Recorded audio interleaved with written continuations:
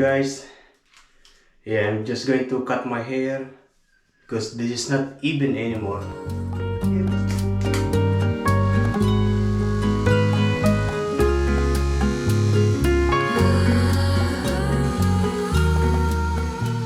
We are now here in Salamander Bay Shopping Square, and I am parked here at Aldi. This is too hot. We're just going to buy something like a snack and something to drink. It is a little bit busy here in Salamander Bay Shopping Square. Yeah, lots of cars. Oh, we are going to the Cotton On. This is the very first time that I'm going to see that inside. That was the previous Aldi. Whoa, look at this. All these things are beautiful. Yeah, I like all of this, especially this one. Yeah, and also this hat.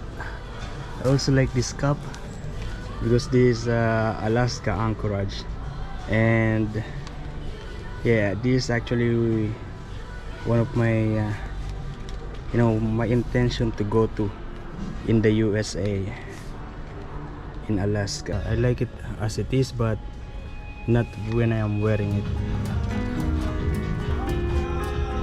We are here in the Woolworths, and I'm going to get this $2.58, 2 pieces of pan-out chocolate. Original price is $3.40, and I'm also going to get this organic kombucha, $6.95. I had this before and it's okay, so I'm going to try this one. And we are back here in the car, and I actually also bought this comforter set. Yeah, also this bath soap and this kombucha.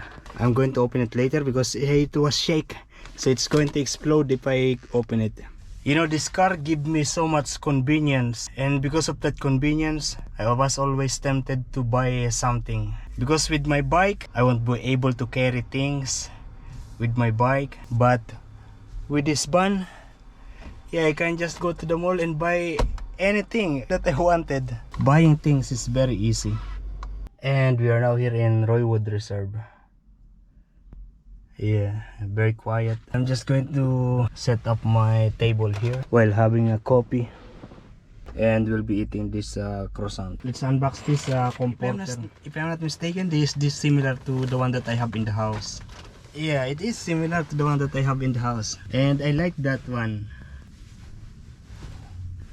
Yeah, very nice. Yeah, I just finished my coffee, and we are still here. The time is already 4:54, and actually the sun is setting down.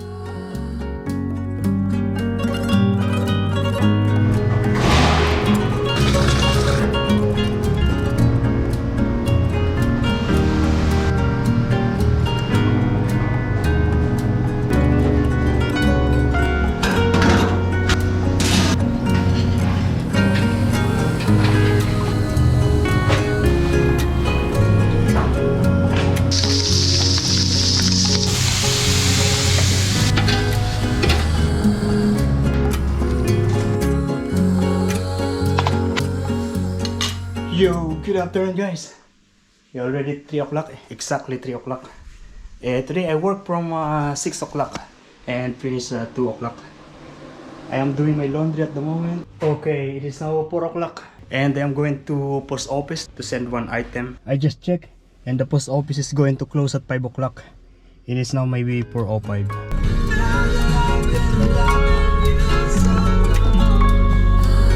And we are now here in the post office. Yeah, look at that, the trees doesn't have leaves. And this one, yeah, it is drying now. Color red, but beautiful. Okay, so yeah, I just sent it. Wow, beautiful, looks clean. Actually more beautiful when there are leaves.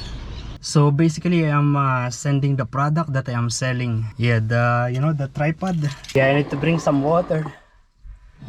Yeah, because I will be thirsty climbing the Tumari mountain. Let's go first to the toilet. There is a nearest one. The sun is going to set. By the time that we are up there, we'll see the sun setting. Yeah, this car is beautiful. I was already on the bottom of the Tumari mountain, but there is no space for the car. Lots of cars parked in here. Probably most of them are, yeah, on the mountain doing some exercise, workout. I didn't able to go on a road trip on my previous 2 days off because, yeah, I am budgeting. I mean, I don't have extra money because, yeah, most of my niece and nephew, they just graduated, yeah, recently. Yeah, and it's amazing that most of them has honor. Yeah, they got a medal. Yeah, they are bright. Yeah, when I was studying, I never have any honor, never get any medal. Well, actually the sun is very low now. I actually don't have any budget, yeah, to gift them, but yeah, they asked me for a gift, and so I decided to give them a gift. Actually, I just give them money, and that is why I did not able to go to a road trip, because you know, doing road trip, yeah, it costs money for the petrol, for the food, and sometimes for the accommodation. Sometimes I need to stay in a caravan park, and caravan park usually $30-40, so it costs money. This Tomari mountain was closed in the previous weeks. I think they are doing some repair, and they opened it recently. This is my exercise today, walking here, because I did not do any chin-up pull-ups. I have my backpack because I need to bring camera, battery, and water. You know, some people, they are running while climbing up here. I can't do that.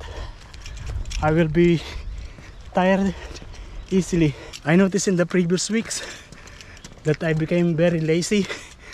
I mean, yeah, just a small, I mean, not very active. I was just doing some small chin-up, pull-ups, and I think that is not enough. That's why I am doing this hiking to go up here. Tired already. Oh, now I understand. This is the improvement that they made. Oh, very nice. Before, this is a single way, a staircase going up, and now they made it like this. 3 people can go together in every steps. Very nice. Yeah, very nice. We are not halfway yet. Maybe 1/4, and I'm already feeling the pain in my body, stomach. Yeah, even this, they also made this one. Yeah, a new one also. It's lovely up here. I can see that the sun already touched the horizon. Yeah, already touched the horizon. Tired, and the sun is gone. Yeah, the sun is gone, but we will keep on going. Yeah, this is like this now.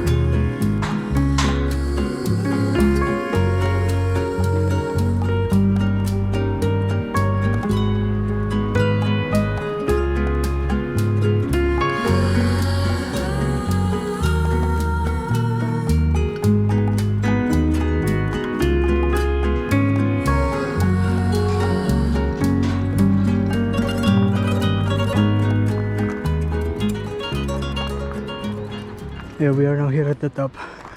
I am very tired. There we go. Look at the color of the clouds. Very nice.